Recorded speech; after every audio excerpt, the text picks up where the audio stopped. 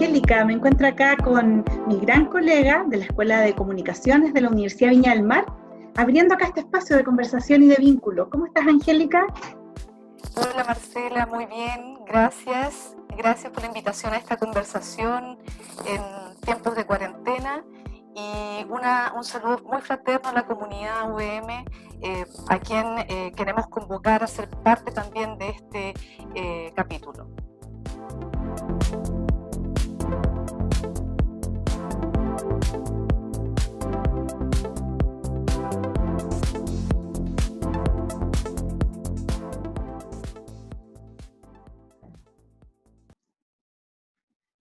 Ahí bueno. Oye, Gonzalo, Andrea, muchísimas gracias por conectar, por propiciar esta conversación. Vamos a hacer el... Ahí tuve un problema técnico. Ya. Ahora sí. No verán nada. ¿Y ustedes escuchan bien? Bueno, partes de gajes del oficio. Oye, bueno, de nuevo agradecerles por estar acá y abrirnos un espacio en su vida cotidiana. De verdad se los agradecemos mucho. Esto es un espacio que hemos denominado Conversaciones de Cuarentena para poder crear vínculos y fortalecer los vínculos de la Escuela de Comunicaciones de la Universidad Viña del Mar, de donde tú también eres exalumno, Gonzalo. Eso nos da también mucha alegría el poder acceder a compartir contigo y con Andrea. Bueno, y preguntarles cómo es hacer periodismo desde la casa y además también en el caso de ustedes que son patrimonio, cómo conciliar estas tareas que tienen de trabajo con la vida cotidiana, la familia, las labores domésticas. Bueno, yo creo que ha sido súper desafiante en general para todos los que estamos haciendo teletrabajo, porque implica hacerse cargo de cosas nuevas, desde lo más básico que es conectarse, que funcione, que la aplicación, en fin. En mi caso, yo que estoy haciendo teletrabajo para radio y televisión, implica también hacerme cargo de temas técnicos que hasta ahora yo no manejaba. Entonces, ha sido un tremendo aprendizaje también. Yo también lo veo de manera positiva en ese sentido. Pero tiene este otro lado, que es lo más doméstico y que también es difícil o intenso, porque uno efectivamente tiene que estar preocupado de las cosas de la casa. Entonces, mientras uno está, no sé, a cargo de la cocina o de la ropa, el otro está trabajando y así nos vamos cruzando tratando de mantener la casa y hacernos cargo de las hijas y del almuerzo. O sea, las tareas domésticas que todos tienen en su casa, bueno, aquí funciona igual, pues tratamos de compartir y de distribuir de la mejor manera posible para que se haga más llevadero. Sí, sí. Sí, oye, y ahí les queríamos preguntar de repente alguna anécdota bueno, a mí me pasa típico el perro que se pone a ladrar, estamos en clase, y hay alguna anécdota que nos puedan compartir. Pero están como tras la paz, antes uno salía, cerraba su puerta, pero ahora estamos en la misma esfera, toda la familia compartiendo también ahí el tema del trabajo. Bueno, yo creo que en mi caso, yo que tengo horarios para hacer noticieros, por ejemplo, o para salir al aire en la radio, porque sigo con mi programa, para mí lo más importante, bueno, primero que me he tomado espacios enteros de la casa, y eso ha sido como un tema para el resto, porque una casa de estudio, básicamente. Me apropié del living, del escritorio, tengo aquí en el living donde estamos ahora, como montado un estudio de televisión, en el escritorio tengo la radio y todos los equipos, y pido que nadie entre o que al menos no toquen nada, porque si me cambian algo yo después no voy a saber operarlo. Entonces ese es un tema. Y bueno, anécdota yo creo que es principalmente cuando yo estoy al aire y empieza a sonar el citófono, o no sé, bajan las niñas, se cruza alguien, como que esos son nuestros temas, y esa es mi máxima preocupación. Es cuando tocan el citófono y yo estoy en la mitad del noticiero y quiero hacerle seña a alguien para que baje a abrir. Sí, claro. Oye, ¿y cómo es, chiquillos, el tema de reportear desde la casa? Porque en el fondo, y de buscar información y de contrastar fuentes, que en el fondo también es una cuestión súper cotidiana e importante en nuestra profesión. Y además también después levantar todos los contenidos. Y lo que pasa es que, a ver, nosotros somos un matrimonio periodístico, pero Andrea desempeña obviamente funciones en medios de comunicación. Yo tomé otro camino, me relaciono con temas que tienen que ver con relaciones internacionales, con seguridad, trabajo, y finalmente lo del reporteo. A ver, básicamente yo lo veo desde una perspectiva que tiene que ver que el que nace como periodista tiene que entender que esta situación son situaciones de emergencia donde tenemos que estar, o sea, independiente de la trinchera que a uno le toque. O sea, es complejo porque es como un poco también como la función de los médicos, es decir, claramente hay que salir a reportear.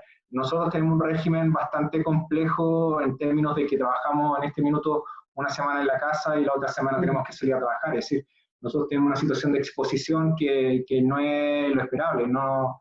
Y lamentablemente, bueno, es parte de nuestra función, o sea, siempre está la preocupación de que podamos traer elementos contaminantes a la casa.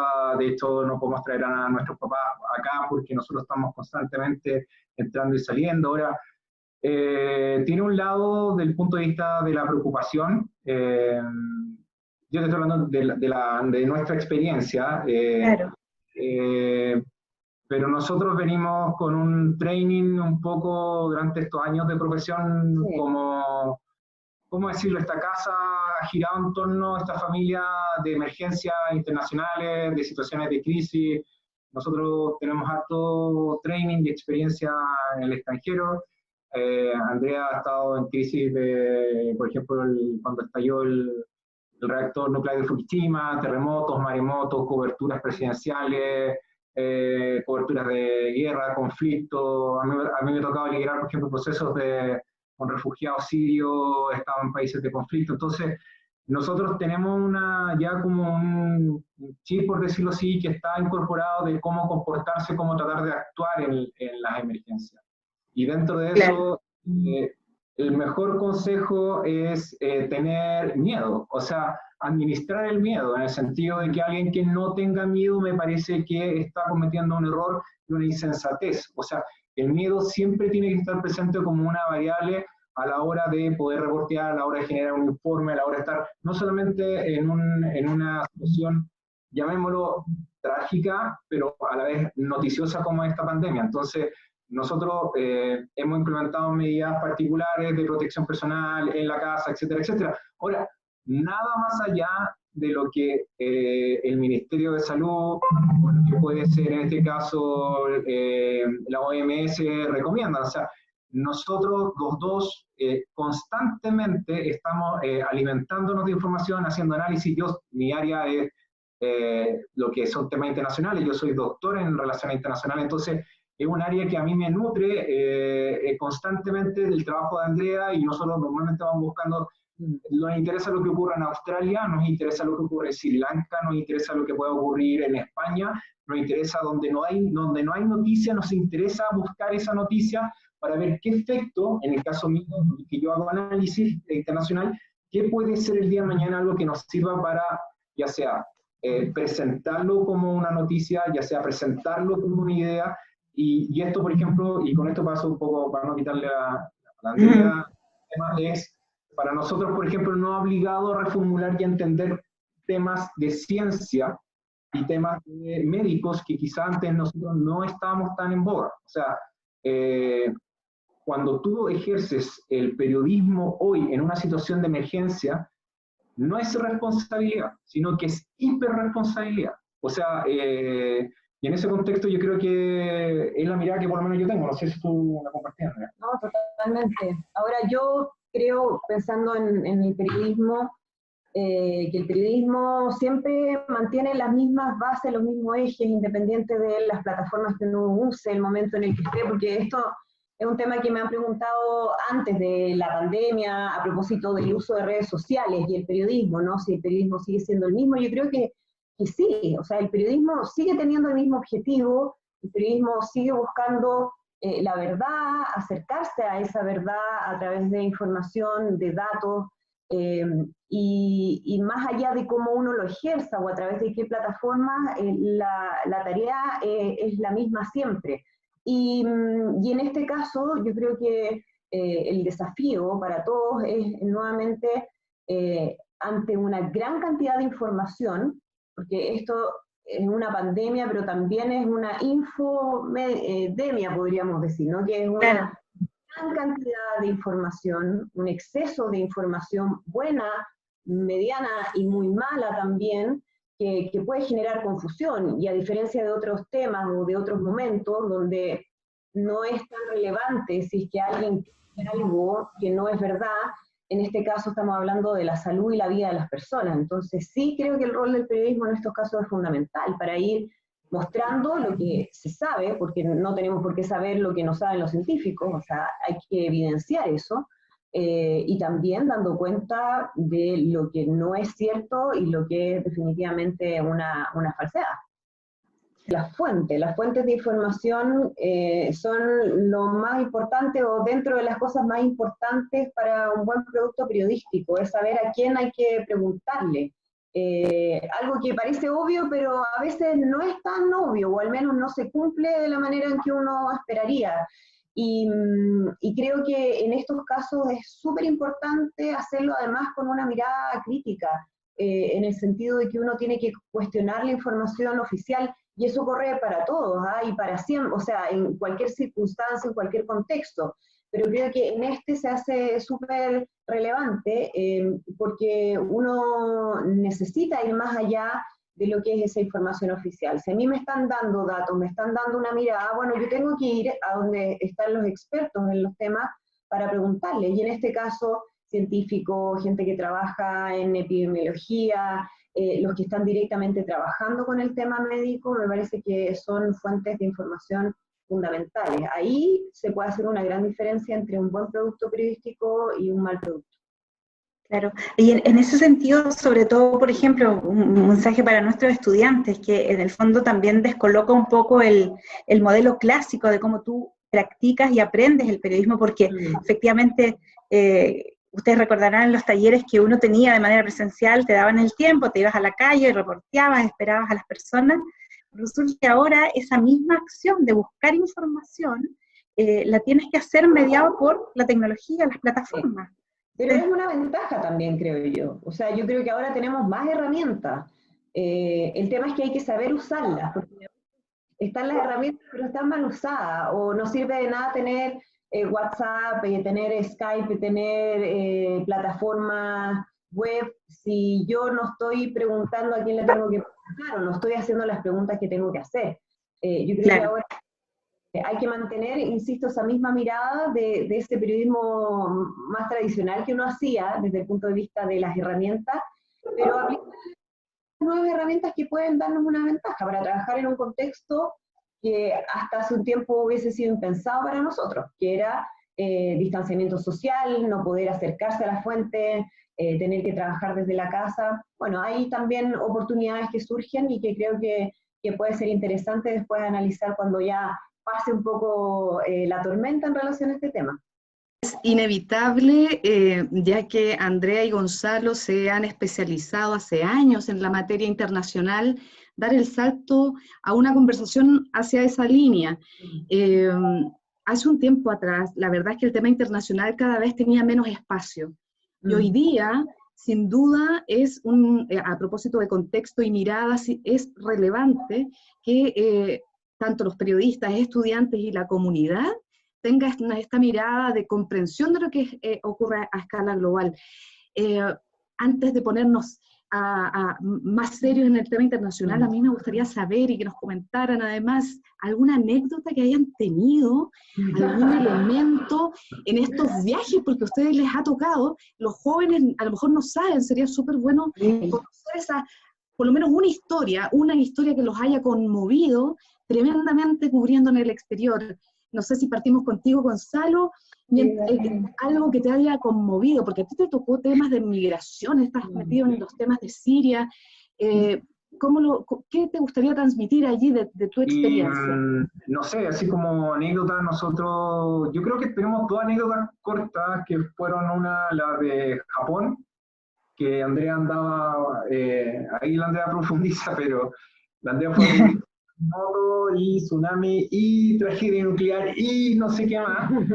Y el tema es que Andrea, finalmente yo le exigí al jefe de Andrea, que es mi amigo, que es Francisco Poblete, hoy por hoy editor de CNN, de televisión, le dije, oye Pancho, o sea, ¿cómo va a volver la Andrea? ¿Va a volver con radioactividad? ¿Qué onda? O sea, ¿qué vamos a hacer? Entonces, ahí la Andrea que cuente más qué pasó con eso, que fue para mí, pero para la Ya me familia. imagino. No, ahí me obligaron, bajándome del avión, a irme a exámenes al Centro Nuclear de La Reina, porque la verdad nadie tenía muy claro en qué condiciones podía estar en términos de salud, o si efectivamente había un riesgo para mí, para otras personas, así que no alcancé a llegar, o sea, de hecho no llegué a mi casa, me fui directo al aeropuerto a hacerme exámenes, afortunadamente no pasó nada, está todo bien, pero son estos escenarios que uno no puede vincular con lo que está pasando hoy día, y son estos escenarios donde ocurren cosas que uno no sabe cómo van a terminar, porque uno nunca ha estado en una situación como esa, o como esta. Para mí, volviendo al tema de Japón, bueno, para mí Japón fue muy importante desde el punto de vista profesional, pero principalmente desde el punto de vista humano, porque me tocó ir a cubrir esa tragedia, que fue un año después del terremoto y maremoto aquí en Chile, del 2010, y uno inevitablemente hace ciertos links, ciertos vínculos emocionales con esas situaciones. Son japoneses, una cultura distinta, uno no entiende lo que hablan, pero están pasando lo mismo que uno había atravesado un año antes, y ahí uno se conecta desde lo emocional, y yo creo que eso es importante no perderlo cuando uno está reporteando. Yo creo que uno tiene que traspasar eso, porque eso también es información. Lo que a uno le pasa cuando se conecta con una persona en terreno también sirve para transmitir cómo se están viviendo las cosas en otro lugar. Y para mí fue una experiencia muy bonita y de mucho aprendizaje respecto a cómo un país azotado duramente por una tragedia se levantaba al día siguiente a reconstruir con una disciplina que, ya se la quisiera uno. Es impactante, sí. Ya, sí, esa capacidad de conmoverse en el fondo que el periodista no tendría, bueno, todo ser humano yo creo, pero particularmente en nuestra profesión, por estar indagando en la realidad y finalmente también recogiendo historias, historias que le afectan a alguien, no a cosas, sino a personas. Yo creo que eso es importante porque a veces se habla mucho de la objetividad de los periodistas, a mí no me gusta mucho ese concepto porque creo que no es real, pero como esta neutralidad que en el fondo el periodista sería casi como un robot en el lugar de los hechos, buscando datos de manera bien fría. Yo creo que el periodismo es mucho más que eso. Yo creo que tiene que ver con historias, como dices tú, ¿no? Historias de personas. Son personas a las que le están pasando cosas. Y uno tiene que ser capaz de conectarse con esas historias, con esas emociones que hay detrás, con la familia, con lo que arrastra la situación, más allá de los datos. Los datos fríos me parece que no dicen mucho. Yo creo que uno tiene que ir detrás de esas historias y creo que ahí es donde sale lo mejor del periodismo. Qué bien lo que están diciendo. Maravilloso, sí, lo que están diciendo, la verdad, porque yo creo que acá hay un elemento común, que el periodismo nunca ha cambiado. El periodismo sigue siendo contar historias y contar buenas historias y contarlas bien. Yo creo que hoy día la cantidad de plataformas que tenemos solo nos convoca a utilizar y transmitir, pero cada vez mejorar los contenidos y la generación de esos contenidos, pero la verdad que las historias siguen siendo nuestro motor. Yo quería pasar a un punto que es súper relevante y tenemos mucho orgullo de poder decirlo, que nuestro compañero de universidad y colega Gonzalo Montaner realizó una investigación con una publicación. Preguntar lo mismo. ¿No es cierto? ¿Están con nosotros o con los terroristas? El efecto de Al Qaeda y la guerra de Irak en América Latina. Gonzalo, ¿cómo surge esta búsqueda? Tú tienes varios papers ya publicados, tú te has dedicado a aquello, eres doctor, pero este tema en particular, este libro que has lanzado. Ahí está. Ahí está, bien. Felicitaciones, gran trabajo, sí. Bueno, ahí también, bueno, el espacio de la escuela para ir a presentarlo, encantado. tenerlo en nuestras bibliotecas, ahí hay, sobre todo, claro, como dice Angélica, el orgullo de, bueno, de que también eres alumno de la universidad. Claro, yo, a ver, lo mismo que ustedes están hablando, que digamos con lo que plantean ustedes desde la mirada del periodismo, o sea, yo tomé un camino distinto, que eran los medios, pero sigo siendo periodista.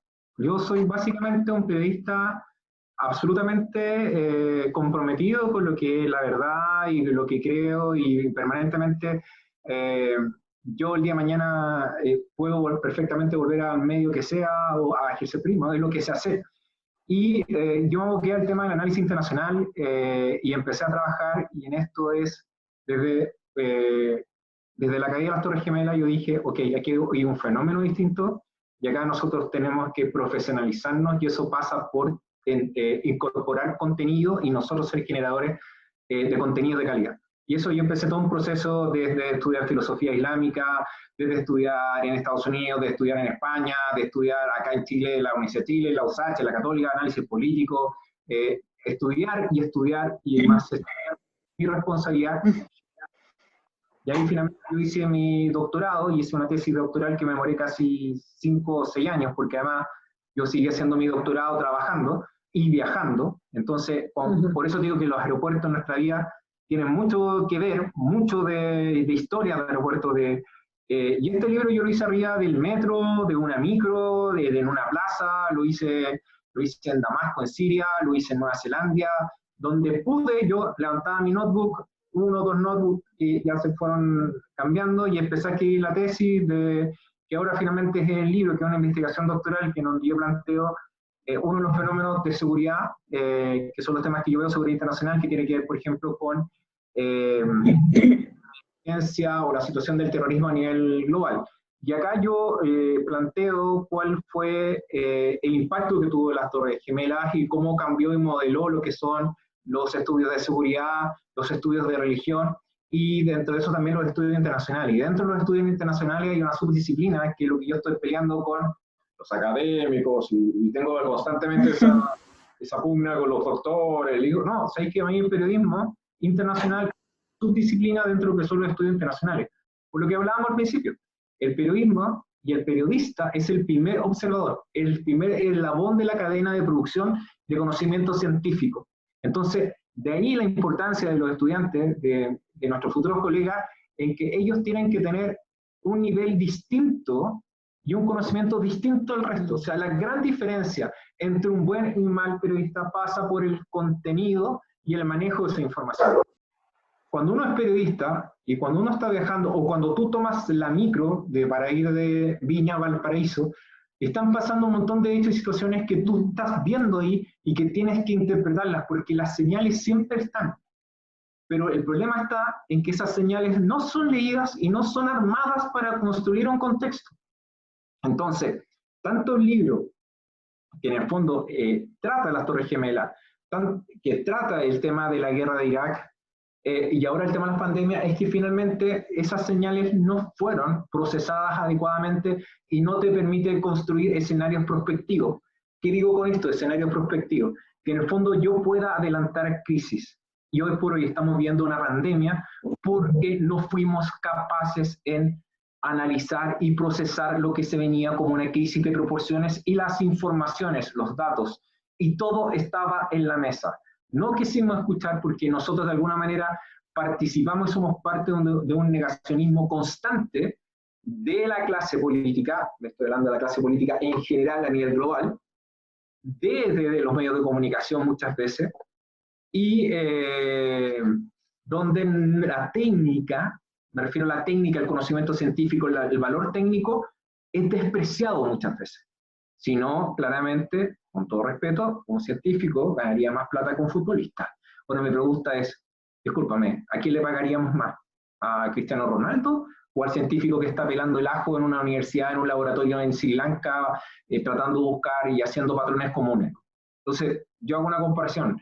Entonces, para darle un poco la palabra a Andrea y diga que el libro es el mejor libro que ha leído en su historia. Pero nosotros hacemos harta dupla, entonces Andrea, Sí. es una construcción y una Entonces fuerza. vienen los dos a la escuela a presentarlo. Feliz. Si me invitan a cenar después, yo voy feliz. Sí, por supuesto, eso sería lo mínimo, Andrea. Oye, yo soy un libro, aquí dice que parte siendo periodista de la UM, así que eso está.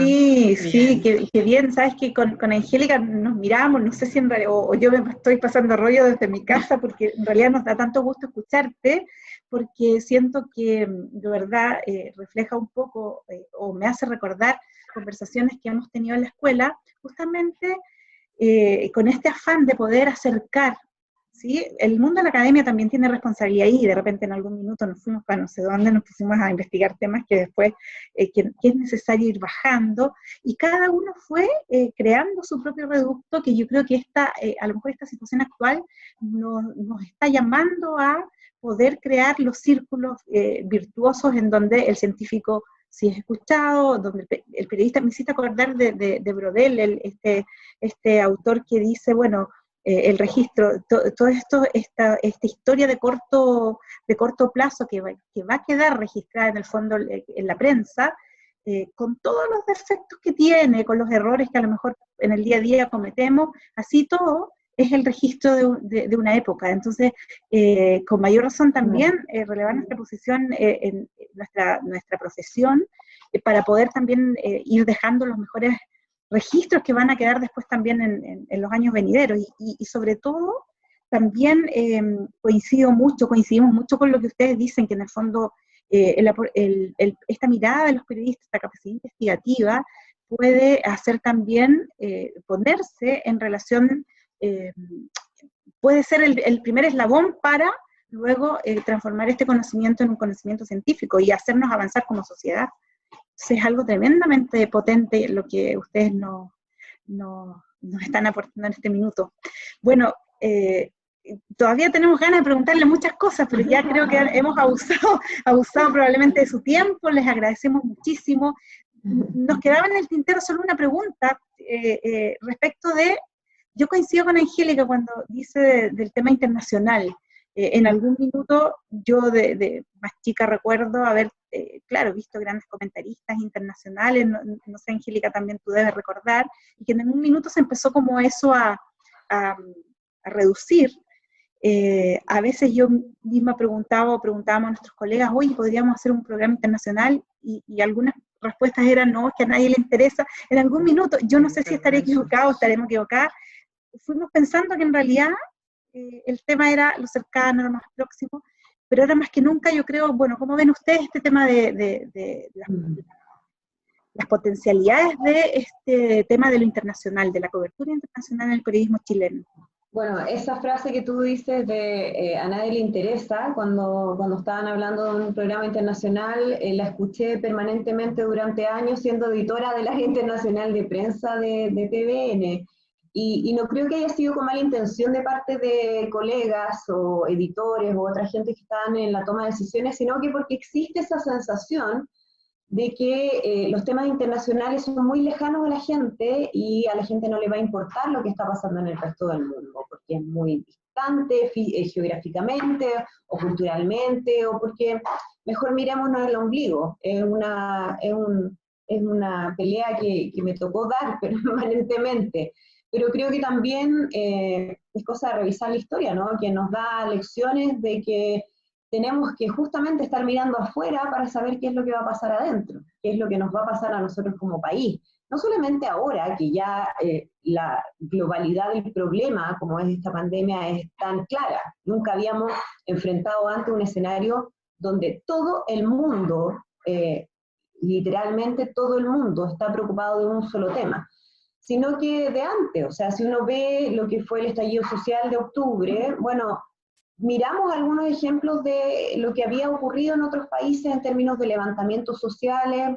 ¿Por qué? Porque se dan ese ejercicio de estar mirando afuera. Me parece que es tan necesario hacerlo siempre en tantas otras áreas, porque nos puede dar luces y nos permite adelantarnos a fenómenos que nosotros vamos a vivir, inevitablemente.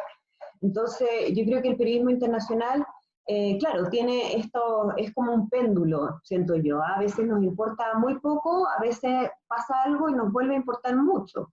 Volviendo al ejemplo que daba Gonzalo del 11 de septiembre, de la caída de las Torres Gemelas, a mí me tocó, en lo particular, partir haciendo periodismo internacional a raíz de ese hecho, y claro, pasamos de no tener ni más de 50 segundos en un noticiero central a tener la programación completa de los canales todo el día vinculado a un hecho internacional que cambió la historia del mundo.